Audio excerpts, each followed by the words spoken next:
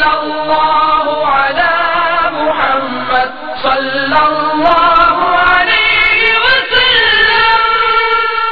الحمد للہ رب العالمین والصلاة والسلام على سید المرسلین. اما بعد فاعوذ باللہ من الشیطان الرجیم. بسم اللہ الرحمن الرحیم. الصلاة والسلام علیک یا رسول اللہ وعلى آلک واصحابک یا حبیب اللہ. الصلاة والسلام علیک یا نبی اللہ وعلى آلک واصحابک یا نور اللہ. حضرت سیدنا صدیق اکبر رضی اللہ تعالیٰ عنہ فرماتے ہیں الصلاة علی النبی امحق للخطایا من الماء البارد. نبی کریم صلی اللہ تعالی علیہ وآلہ وسلم پر درود پاک پڑھنا ٹھنڈے پانی سے بھی زیادہ خطاؤں کو مٹاتا ہے. والسلام علی النبی، اور سرکار مدینہ صلی اللہ تعالی علیہ وآلہ وسلم پر سلام پڑھنا افضل من عتق الرقاب، غلام آزاد کرنے سے افضل ہے. صلو علی الحبیب صلی اللہ تعالی علی محمد. میرے مدنی چینل کے ناظرین، دیکھا آپ نے کہ درود پاک پانی کے ذریعے آگ بجھانے سے بھی بڑھ کر خطاؤں کو مٹانے میں مؤثر ہے. یعنی جس طرح ٹھنڈا پانی آگ کی شدت و تمازت کو بہت جلد ختم کرتا ہے، اسی طرح پیارے آقا صلی اللہ تعالی علیہ وآلہ وسلم پر درود پاک پڑھنا بھی ہماری خطاؤں کو مٹاتا ہے. بلکہ خطائیں مٹانے میں یہ تو پانی کے آگ کو بجھانے سے بھی زیادہ سریع الاثر ہے. لہذا ہمیں بھی چاہیے کہ آپ صلی اللہ تعالی علیہ وآلہ وسلم پر کثرت سے درود شریف پڑھتے رہیں تاکہ اللہ تبارک و تعالی درود پاک کی برکت سے ہمارے گناہوں کو معاف فرما دے. مرض عیسیٰ کی ترقی سے ہوا ہوں جاں بلب، مرض عیسیٰ کی ترقی سے ہوا ہوں جاں بلب، مجھ کو اچھا کیجئے حالت میری اچھی نہیں. صلو علی الحبیب صلی اللہ تعالی علی محمد. میرے مدنی چینل کے ناظرین، درود شریف کی بکثرت فضائل ہم سنتے ہی رہتے ہیں. ہو سکتا ہے کہ ہم میں سے کسی کے ذہن میں یہ سوال پیدا ہوتا ہو کہ کثرت درود کی تعریف کیا ہے؟ کیا 24 گھنٹے درود و سلام ہی پڑھتے رہیں جبھی ہم کثرت سے درود و سلام پڑھنے والے کہلائیں گے؟ اس مسئلے کو حل کرنے کے لیے مستند کتابوں سے کثرت درود کی تعریف میں چند بزرگان دین کے اقوال پیش کیے جاتے ہیں. ان میں سے کسی بھی بزرگ کے بتائے ہوئے عدد کو معمول بنا لیں، آپ کا شمار بھی کثرت سے درود و سلام پڑھنے والوں میں ہو جائے گا، اور انشاءاللہ عز و جل وہ تمام برکات و ثمرات حاصل ہوں گے جن کا احادیث مبارکہ میں تذکرہ ہے. اور حقیقت تو یہ ہے کہ اگر کسی کو کروڑوں سال کی عمر مل جائے اور وہ ہر لمحہ درود و سلام ہی پڑھتا رہے، پھر بھی درود و سلام پڑھنے کا حق ادا نہیں ہو سکتا. چنانچہ ابو الحسن دارمی علی رحمت اللہ القوی نے ابو عبداللہ بن حامد علی رحمت اللہ الماجد کو موت کے بعد کئی مرتبہ خواب میں دیکھا اور پوچھا اللہ تبارک و تعالی نے آپ کے ساتھ کیا معاملہ کیا؟ فرمایا مجھے اللہ عز و جل نے بخش دیا اور رحم فرمایا. ایک مرتبہ حضرت دارمی علی رحمت اللہ القوی نے پوچھا کہ کوئی ایسا عمل بتائیے جس کے ذریعے جنت میں داخل ہونا نصیب ہو جائے، تو انہوں نے فرمایا 1000 رکعات نفل ادا کرو اور ان میں سے ہر رکعت میں 1000 مرتبہ قل هو اللہ احد پوری سورت پڑھ لیا کرو. انہوں نے کہا یہ تو مجھ سے نہیں ہو سکے گا. تو حضرت عبداللہ بن حامد علی رحمت اللہ الماجد نے کہا کہ پھر محمد مصطفیٰ صلی اللہ تعالی علیہ وآلہ وسلم پر ہر رات 1000 مرتبہ درود و سلام پڑھ لیا کرو. حضرت دارمی علی رحمت اللہ القوی فرماتے ہیں کہ اس کے بعد سے ہر رات 1000 مرتبہ درود پاک پڑھنا میرا معمول بن گیا. صلو علی الحبیب صلی اللہ تعالی علی محمد. محقق علی الاطلاق حضرت شیخ عبدالحق محدث دہلوی علی رحمت اللہ القوی فرماتے ہیں روزانہ کم از کم 100 بار درود پاک ضرور پڑھنا چاہیے.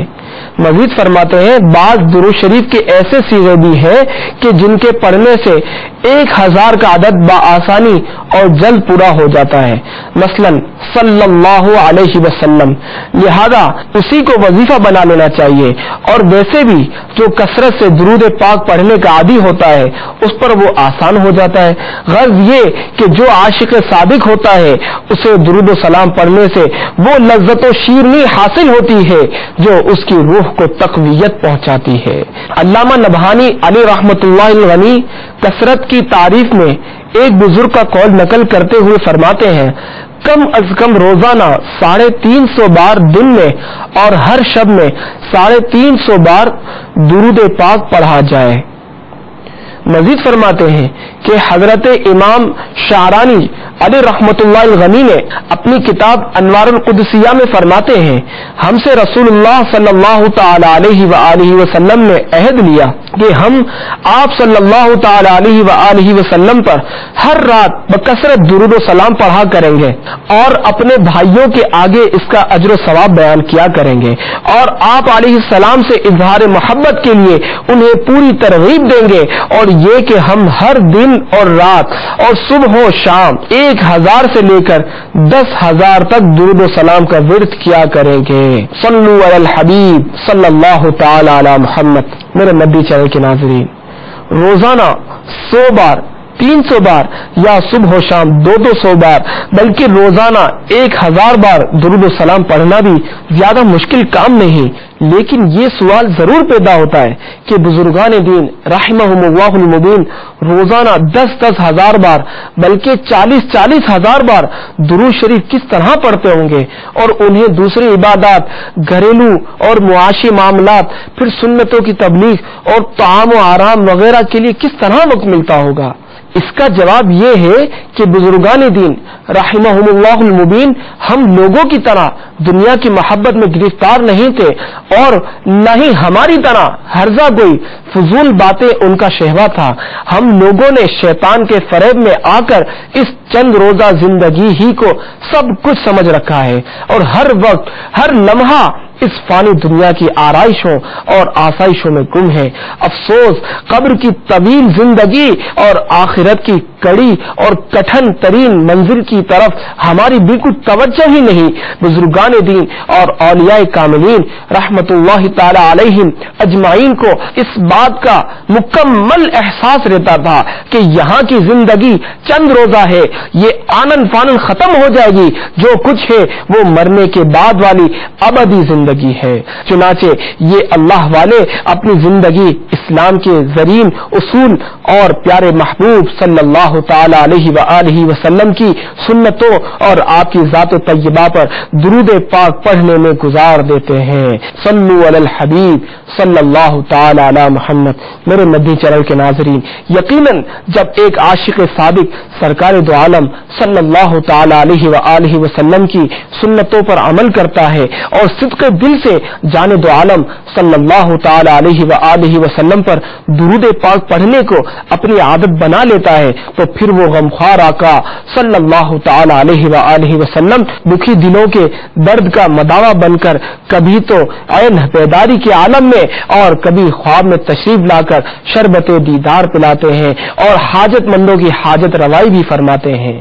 چنانچہ امام بوصیری علی رحمت اللہ القوی فرماتے ہیں کہ مجھ پر فالج کا شدید حملہ ہوا، جس کی وجہ سے میرا نصف یعنی آدھا جسم بالکل بے حس و حرکت ہو گیا۔ بہت علاج کروایا مگر خاطر خواہ فائدہ نہ ہوا۔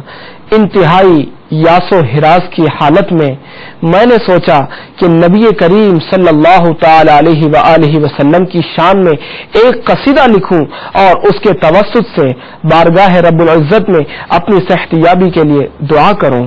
اللہ جل شانہ کے فضل و کرم سے میں اپنے اس ارادے کو عملی جامہ پہنانے میں کامیاب ہو گیا۔ چنانچہ میں نے قصیدہ بردہ شریف لکھنا شروع کیا۔ قصیدے کا اختتام ہوتے ہی میں نیند کی آغوش میں چلا گیا. سر کی آنکھیں تو کیا بند ہوئی, دل کی آنکھیں روشن ہو گئیں. میری قسمت انگڑائی لے کر جاگ اٹھی. کیا دیکھتا ہوں کہ میرے خواب میں حضور جان عالم صلی اللہ تعالی علیہ وآلہ وسلم تشریف لے آئے اور آپ صلی اللہ تعالی علیہ وآلہ وسلم نے اپنا دست مبارک میرے جسم پر پھیرا اور اپنی مبارک چادر میرے جسم پر ڈال دی. اس کی برکت سے میں فوراً صحتیاب ہو گیا.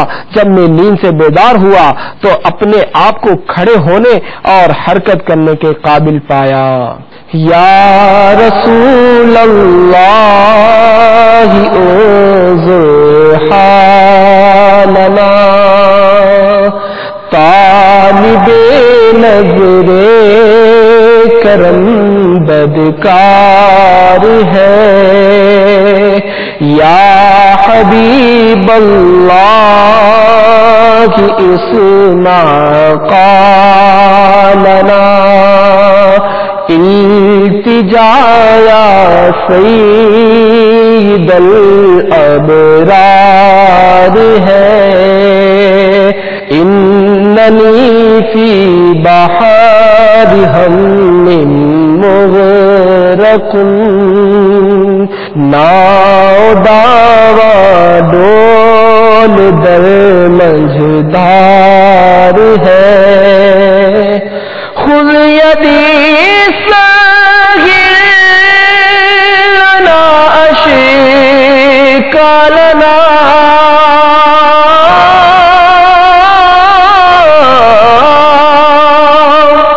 خذ یدی ساحل لنا اشیکا لنا, نا خدا تو بیڑا پار ہے. نا خدا آؤ تو بیڑا پار ہے. صلو علی الحبیب صلی اللہ تعالی علی محمد. میرے نبی چینل کے ناظرین، اللہ تبارک و تعالی ہی شفا دینے والا ہے. اس حکایت کو سن کر وسوسے آتے ہیں کہ کیا اللہ تبارک و تعالی کے علاوہ بھی کوئی شفا دے سکتا ہے؟ اس وسوسے کا علاج یہ ہے کہ بے شک ذاتی طور پر صرف اور صرف اللہ تبارک و تعالی ہی شفا دینے والا ہے، مگر اللہ جل مجدہ کی عطا سے اس کے بندے بھی شفا دے سکتے ہیں. ہاں، اگر کوئی یہ دعویٰ کرے کہ اللہ تبارک و تعالی کی دی ہوئی عطا کے بغیر فلاں دوسرے کو شفا دے سکتا ہے تو یقیناً وہ کافر ہے، کیونکہ شفا ہو یا دوا ایک ذرہ بھی کوئی کسی کو اللہ تبارک و تعالی کی عطا کے بغیر نہیں دے سکتا. ہر مسلمان کا یہی عقیدہ ہے کہ انبیاء و اولیاء علیہم السلام ورحمہم اللہ تعالی جو کچھ بھی دیتے ہیں وہ محض اللہ تبارک و تعالی کی عطا سے دیتے ہیں. معاذ اللہ عز و جل اگر کوئی یہ عقیدہ رکھے کہ اللہ تبارک و تعالی نے کسی نبی یا ولی کو مرض سے شفا دینے یا کچھ عطا کرنے کا اختیار ہی نہیں دیا تو ایسا شخص حکم قرآنی کو جھٹلا رہا ہے. پارہ 3 سورہ آل عمران کی آیت نمبر 49 اور اس کا ترجمہ پڑھ لیجئے. انشاءاللہ تبارک و تعالی وسوسے کی جڑ کٹ جائے گی اور شیطان ناکام و نامراد ہوگا. چنانچہ حضرت عیسیٰ روح اللہ علی نبینا و علیہ الصلوۃ والسلام کے مبارک قول کی حکایت کرتے ہوئے قرآن پاک میں ارشاد ہوتا ہے، بسم اللہ الرحمن الرحیم وَأُبْرِئُ الْأَكْمَهَ وَالْأَبْرَصَ وَأُحْيِي الْمَوْتَى بِإِذْنِ اللَّهِ. ترجمہ کنز ایمان، اور میں شفا دیتا ہوں مادرزاد اندھوں اور سفید داغ والے یعنی کوڑھی کو، اور میں مردے جلاتا ہوں اللہ عز و جل کے حکم سے. دیکھا آپ نے حضرت عیسیٰ روح اللہ علی نبینا و علیہ الصلوۃ والسلام صاف صاف فرما رہے ہیں کہ میں اللہ تبارک و تعالی کی بخشی ہوئی قدرت سے مادرزاد اندھوں کو بینائی اور کوڑھیوں کو شفا دیتا ہوں، حتیٰ کہ مردوں کو بھی زندہ کر دیتا ہوں. اللہ تبارک و تعالی کی طرف سے انبیاء کرام علیہم الصلوۃ والسلام کو طرح طرح کے اختیارات عطا کیے گئے ہیں اور فیضان انبیاء سے اولیاء کو بھی عطا کیے جاتے ہیں، لہذا وہ بھی شفا دے سکتے ہیں اور بہت کچھ عطا فرما سکتے ہیں. جب حضرت عیسیٰ روح اللہ علی نبینا و علیہ الصلوۃ والسلام کی یہ شان ہے تو آقا عیسیٰ سردار انبیاء میٹھے میٹھے مصطفیٰ صلی اللہ تعالی علیہ وآلہ وسلم کی شان عظمت نشان کیسی ہوگی؟ یہ یاد رکھیے کہ سرور کائنات صلی اللہ تعالی علیہ وآلہ وسلم جمیع مخلوقات اور جملہ انبیاء و مرسلین علیہ السلام کے کمالات کے جامع ہیں، بلکہ جس کو جو ملا آپ صلی اللہ تعالی علیہ وآلہ وسلم کے ہی صدقے سے ملا. تو معلوم ہوا کہ جب حضرت سیدنا عیسیٰ روح اللہ علی نبینا و علیہ الصلوۃ والسلام مریضوں کو شفا، اندھوں کو آنکھیں اور مردوں کو زندگی دے سکتے ہیں تو سرکار مدینہ صلی اللہ تعالی علیہ وآلہ وسلم یہ سب بدرج اولا عطا فرما سکتے ہیں. برادر اعلی حضرت شہنشاہ سخن حضرت مولانا حسن رضا خان علی رحمت الرحمان اپنی نعتیہ دیوان ذوق نعت میں کیا خوب فرماتے ہیں: حسن یوسف دم ساپ نہیں کچھ موقوف، حسن یوسف دم ساپ نہیں کچھ موقوف، جس نے جو پایا ہے بدولت ان کی، جس نے جو پایا ہے بدولت ان کی. صلو علی الحبیب صلی اللہ تعالی علی محمد. اللہ تبارک و تعالی سے دعا ہے کہ ہمیں حضور جان عالم صلی اللہ تعالی علیہ وآلہ وسلم سے سچی سچی محبت عطا فرمائے اور آپ علیہ الصلوۃ والسلام کی ذات پر کثرت سے درود و سلام پڑھنے کی توفیق عطا فرمائے. آمین بجاہ النبی الامین صلی اللہ تعالی علیہ وآلہ وسلم. فیضان درود و سلام، فیضان درود و سلام، فیضان درود و سلام. صلوا علی الحبیب صلی اللہ علی محمد صلی اللہ